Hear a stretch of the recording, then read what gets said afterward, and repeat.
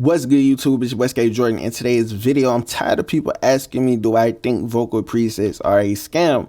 So we're going to talk about how to use them, the best practices for using them, because listen, there's some good to come from the vocal presets. So let's get into it. One of the first things you need to keep in mind when it comes to using vocal presets is that you have to make sure your vocal performance is on point. All right. The vocal preset is not going to take a lazy, dull, bland vocal performance and turn it into a shiny piece of gold or a platinum record. All right. This shit is not going to happen. So if you're recording trash shit with your performance, it's not going to sound the same.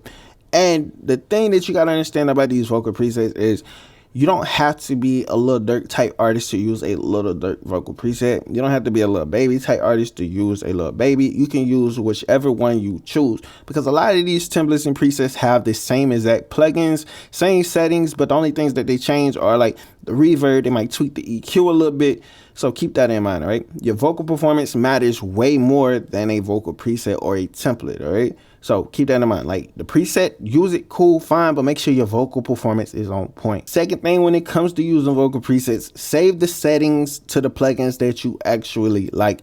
This will help you be able to build your own vocal chain as you move forward, because the vocal presets are something helpful for beginners, right? So if you're a beginner, you don't know anything about signal flow or whatever, right? The vocal chain order, anything like that, you can learn that shit from vocal presets or templates, right? Let's say I don't like the EQ, I don't like the compression, I don't like the delay, but I love the reverb, right? I can save the reverb and then I could upload the reverb to another chain that I might use or might create myself. Or let's say I do like the ad lib, right? So let's say I like the EQ on the ad lib. Guess what? I can save that EQ setting for another day. I don't always have to use that same preset. I can just use the EQ setting. And another thing that you can do when it comes to like saving the settings and stuff like that, let's say you have 1, 2, 3, 4, 5 or 6 templates, right? Or presets, right? What you can do is, let's say like, okay, I like the EQ in the Lil Durk template, right? So let me move this one over here. Let me load up another one. I like the compression of the Yeet, right? So I can take the EQ, I can take the compression of the 76 and the 2A from the Yeet template, put it over here. I like that. Now let's say I like the reverb from the Travis Scott and the Sofago template. Let me bring those over, or the presets. Let me bring those over, right? I like the delay from the Lil Baby shit, so I can bring that shit over.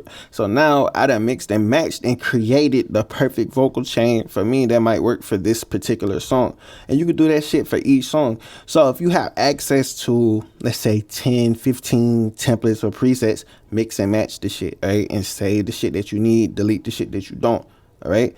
Like, use the presets, right? Don't let the presets use you. And again, your vocal performance has to be on point. So keep that in mind. You do not have to sound like these artists to use their presets or use the templates that these people are selling you. Tip number 3, you need to learn from the presets, right? It's cool to buy them, it's cool to use them, but you need to understand why you like using it or why you don't like using it. Because a lot of people have bought 10s, maybe 20 templates or presets, and they're still not satisfied because they're searching for quote unquote the perfect mix. And listen, if you're always buying something and you're not learning, you're never gonna find what you're looking for, right? Because you need to educate yourself on what it is you're looking for. Are you looking for more air or brightness to the vocal? Are you looking for more mid, or you looking for more warmth in it, right? Or do you have too much low end in your vocals? Do you need a better microphone? Do you need a better interface? Do you need to use a different plugin? Are you using too many plugins? Do your preset not have enough plugins? It's situations like that, right? You need to learn, right? It's good to spend your money, you know what I'm saying? But if you're spending your money on recording presets or mixing presets and you're not satisfied, you need to understand the answer to it is not buy more presets, right? It's learn what the fuck you're doing before you buy it. Or you can go buy some studio time, sit down with an engineer and get your own shit made for you. Tip number 4, and this is for the people that think that vocal presets are a scam. And listen, the only way that you feel like they're a scam is the fact because you're not doing everything that you're supposed to be doing as an artist, right? You're worried about presets. Like, you're worried about presets, you're worried about templates, you're worried about finding the right mix, but you haven't dropped the song, right? You probably haven't dropped more than 10 songs in the last 2 or 3 years, right? You need to drop music. Like, The template preset shouldn't be your focus at this point, because let's say you already have a good mix, but to you, you don't feel like it, but you can put it out and the fans will like it. How do you know what fans think? Like, a lot of artists, they are more concerned about what engineers, producers, and other rappers think about their music versus the actual people that's going to make them famous, right? The people in the Discords or on your Instagram or in your friend circle that rap and shit, they're not the ones that's necessarily going to play your shit all the fucking time or become fans. You need to put music out. You need to drop shit. You need to be consistent. You need to be trying to learn, because if you put songs out and complete strangers are telling you this shit is fire, how'd you get this shit to sound like that, you're not gonna worry about your mix as much, right? You're gonna be like, yo, I'm doing something, it's working, people are fucking with it. But if you put something out and people are not fucking with it and they tell you why they're not fucking with it, it's an easier fix, right? You know what I'm saying? Like, it's easier to fix something if you know what the problem is. So you sitting on your music, you're not dropping music, you're scared to share your music, that's not going to help you, right? That's why a lot of people feel like presets are a scam. It's because they're not doing what they're supposed to be doing as an artist, right? You're an artist, drop music, record the music, put the music out, get feedback, and make adjustments. Because at the end of the day, you could have the best mix, the perfect mix, master, shit sounds A1, better than a Drake mix, better than a Jay-Z mix. It could be perfect. But listen, if nobody hears it, if you don't drop it, what the fuck matters, all right? Like, what does it matter? You know, so really keep that in mind. Like, if you have a vocal preset, want to use the vocal preset, use the preset, all right? Be an artist, right? Just because you have the preset doesn't mean you're lit, doesn't mean you're gonna be famous. You just need to put the music out, because you still got to do the work. But a lot of people are gonna sit back and say, I would drop, but my mix.